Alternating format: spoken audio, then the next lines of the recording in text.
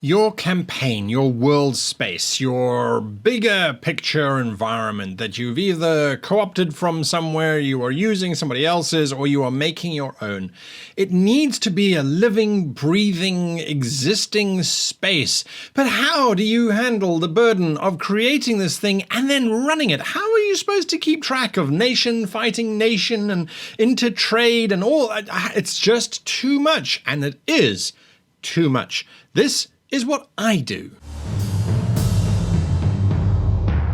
Hello and welcome to this week's episode of How to Be a Great GM. My name is Guy, and today we are exploring the topic of your world, your campaign space, your world space, as I like to call it.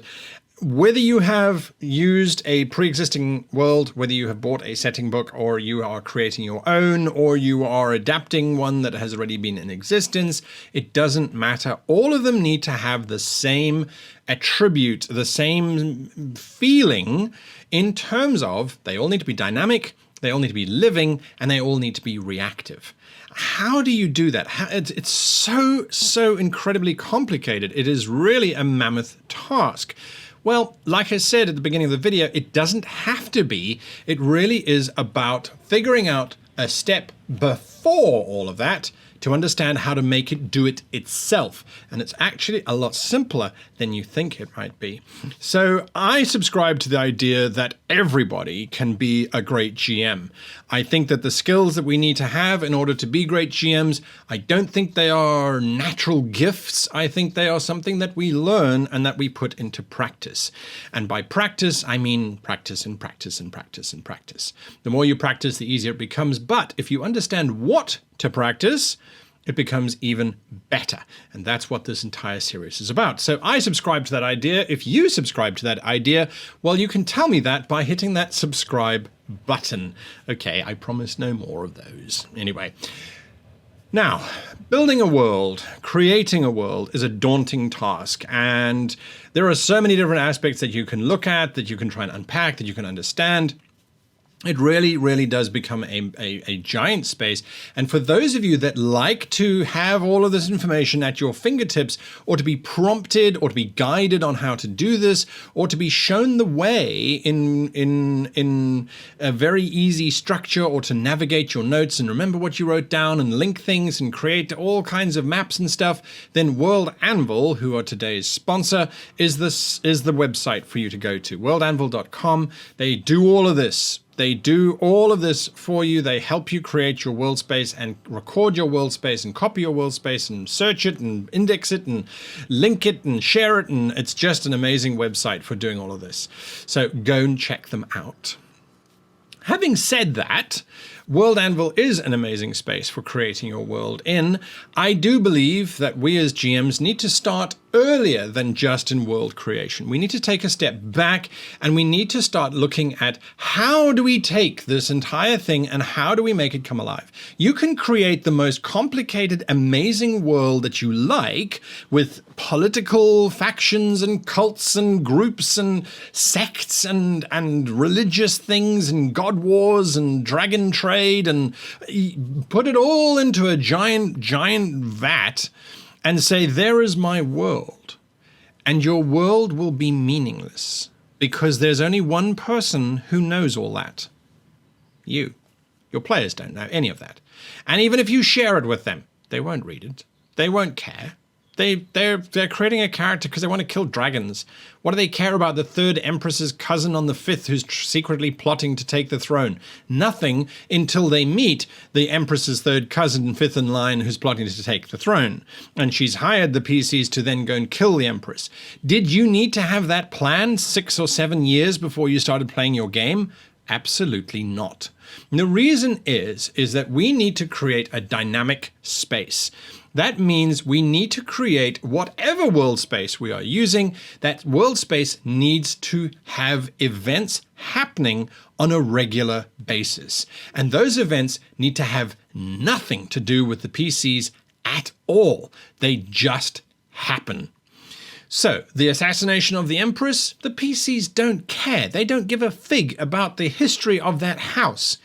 Maybe when they walk into the castle, you might want to drop one little piece of information that they can see the banners of 1,000 years worth of houses before this one.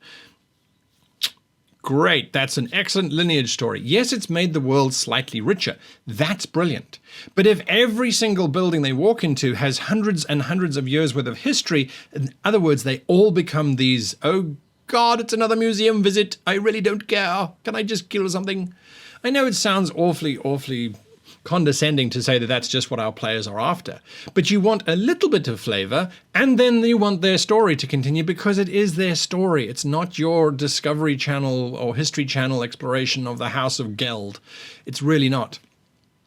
So by creating dynamic events, these events you trigger once in an adventure, maybe twice between adventures, and these are things that are going to create and make your world feel as if they are alive. Now, how do you do that? Well, in my book, I have to talk about it because it's there and I wrote it for a reason. It is useful. In the book, it talks about having two different types of world events that are dynamic. Big, major, earth-shattering things, which should happen once every 4 or 5 adventures, and then little everyday things that should happen. And by having these two various types of event scales happening, things start to get interesting. But here is the key to this entire thing, folks, is if you've created your little kingdom and you've got a little castle and you've got a king in there and you haven't developed a huge amount of history or the personality of the king or the princess or anything to do with anything, you've just literally got a map and it says castle. We know that the castle is going to be someone who's in charge and they're going to have servants and assistants. That's all you need to develop. You don't need to go further until the players go there. You really don't. And you can make up that information on the fly and no one will notice as long as once you've made it up, you keep it consistent. So that's an important part of it. But let's say you go, okay, I want there to be a flood. Do you have to plan out everything that's going to happen in that flood before you launch the flood? Do you need to tell your players to go away so that you can figure out what's going to happen? You really shouldn't, because the only person who's going to tell you how and what is going to happen, you are going to say, there's a giant flood, okay? Use your knowledge, use your experience, use your research into what floods do, and track out the path of this giant flood. It's probably going to follow a river, unless it's a mudslide flood thing, in which case it's coming down a mountain. Floods very seldom go up mountains or up rivers. They usually come down the rivers. There is a chance, however, when a flood does go up a river, by the way, and that's all to do with tides and things, but don't worry about that. Right now, we're just looking at the bigger picture. So you trigger your flood. You have got no planning whatsoever. This is absolutely appropriate. Why? Because the king of the castle, or the lord of the castle, or the queen, or whatever you decide on the moment, they have no idea that the flood was coming either. So when you just drew this giant line of damage through the entire kingdom that cuts the castle off from the entire village and floods half the village, the players are going to be in absolute disarray, and so should the lord of the castle. But what should they be doing? They should be reaching out for help. They should be asking for advice. They don't know what to do. They're literally just sitting in their castle. Next minute, my lord, there's a flood. So by creating these dynamic events that you don't have a plan for, you are actually simulating a real world type environment. We have all of the manuals written on what to do in the case of a giant catastrophe. Let's look at the last 2 years as to how well those manuals helped us. So, bottom line, you need to have a dynamic world. You need to have a living world. Now, a living world is a step up from a dynamic world. A dynamic world is where things are happening. Random stuff is happening and life is chaotic, which is what it is like. A living world is when everything in your world is reacting to it. I absolutely hate it when I walk into a village and I have just been with a party and we have slain 30 ogres that were living in a camp nearby, and the blacksmith says, yeah, I'll fix your horseshoes for 5 silver. Did you see what we just did? Do you know the ogres are dead? Your village is freed from the ogre problem forever because we killed them all because we are murder. Did you see that? If the world isn't living, if the NPCs in your world are not responding to what's going on, Why are you doing it? They are cardboard cutouts. Literally, they are MMO NPCs where you could slay the giant dragon that has plagued you for 80 levels and every NPC's dialogue changes 0. If the world doesn't change, if it doesn't acknowledge what the players are doing, why are they in there? If the game is about the player characters, not about your world or the lack thereof. So your world needs to be living. Things need to be adjusted. The PCs slew an entire camp of ogres that was threatening to destroy the village. You know what we do for people in our own world that save us from people who wanted to destroy us? We put up statues. We talk about it non-stop. Well, at least until the next news flash when we discover the Queen is actually wearing red as opposed to purple lipstick this season, and now everyone is trying to get red lipstick as a... You get my point. It's got to be a living space. And then finally, it has to be reactive. The world has to respond to what is going on. So the flood that comes through, there's no blacksmith in town because, well, he left. His forge was destroyed in the flood. He has no funds to make up for it, so he's leaving. He's just going away to another village to try and work for another blacksmith. That's a reactive world. That is a world that says this is what's happening. Now, how do we do this? How do we make sure that all of this is actually happening? By detaching ourselves from the panic of having to run these things and going, all right, I know I need to trigger an event or two to make my world dynamic. So you trigger an event and only answer questions when the players ask them. Oh my God, there's a flood happening. Is there a bridge nearby? Well, on the map, there were no indications of bridges, but there should be a whole bunch of bridges because I've got kingdoms all over the place. So yes, there was a large bridge. What happened to that bridge? Well, the bridge probably got washed away, if that's more interesting than the bridge is standing but in a weakened state. Maybe that could be more interesting. What creates the more interesting answer for your players based on their question? Do you see what I'm saying? The burden of creation is not on you. You have set up that there's a flood going on. You have set up that there is a castle over there and there's a village over there and the flood has washed through them. The players are going to be asking questions. They're going to say, oh, can I go to the tavern? Oh, yeah, sure, you can go to the tavern.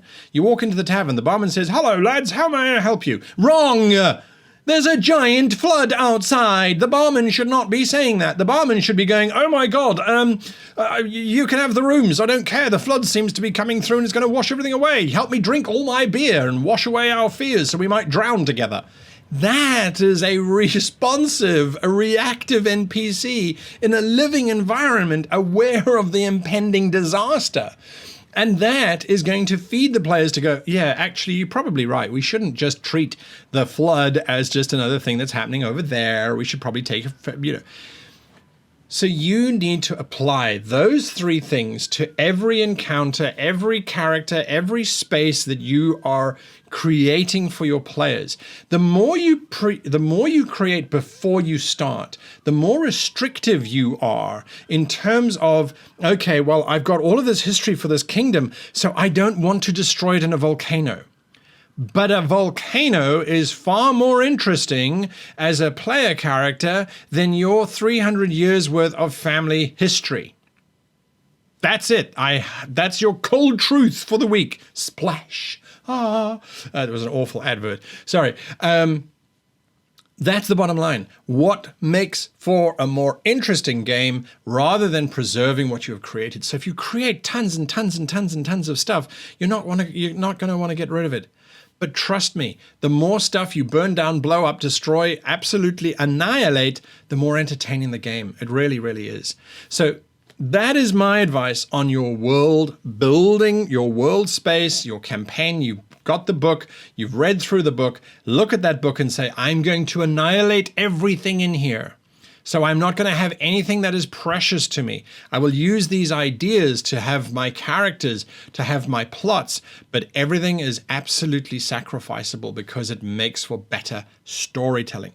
And that should help lift you out of this fear of going, oh, I haven't developed the village elder's 3rd son's name. Don't care. We only care when that person dies, and it's only if they die right in front of the PCs that we really care. If they're just a nameless number, 12 million people died. There we go. That's it. So that's hopefully freeing up your mind to step away from panicking and over-planning and over-preparing and all that kind of craziness. Step away from that and just enjoy watching the chaos that you open out upon your living, dynamic, reactive world. Big thank you to my patrons for supporting this channel, and to World Anvil for supporting our channel as well through their sponsorships. Use the code GREATGM to get a discount when you sign up for a World Anvil subscription. Until next week, happy gaming.